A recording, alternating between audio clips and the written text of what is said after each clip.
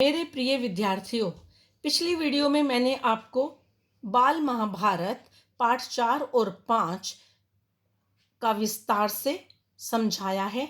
आज उसी भाग 4-5 के प्रश्न उत्तर मैं आपको समझाने जा रही हूँ। मैं किरण महन प्रश्न नंबर 1 पढ़ने जा रही हूँ। जरा ध्यान पूर्वक मन लगाकर इसे सुनिए। रानी अंबालिका की दासी ने किसे जन्म दिया? रानी अंबालिका की दासी ने धर्मदेव को जन्म दिया।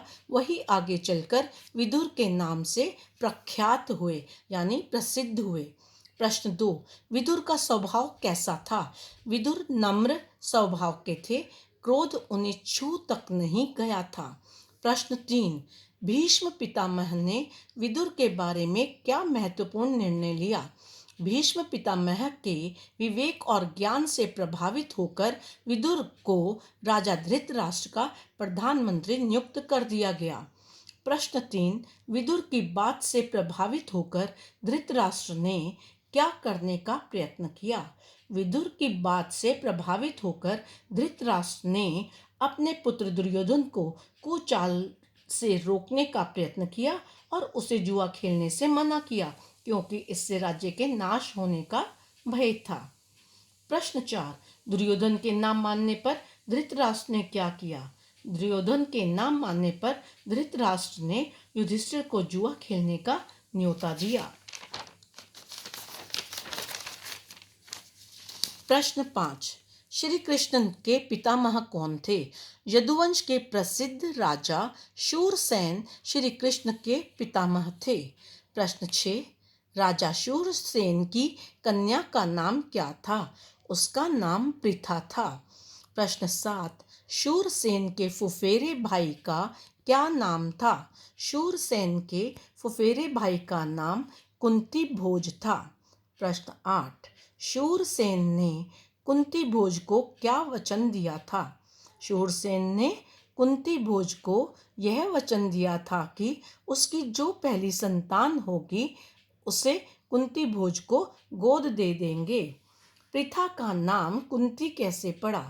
उत्तर, कुंती भोज के यहाँ आने पर पृथा का नाम कुंती पड़ गया।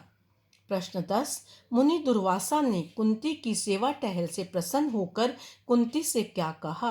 मुनि दुर्वासा ने कुंती से कहा कि वह जब किसी भी देवता का ध्यान करेगी तो वह देवता अपने समान एक तेजस्वी पुत्र कुंती को प्रदान करेगा। प्रश्न 11, कर्ण कौन था? कर्ण सूर्य और कुंती का पुत्र था।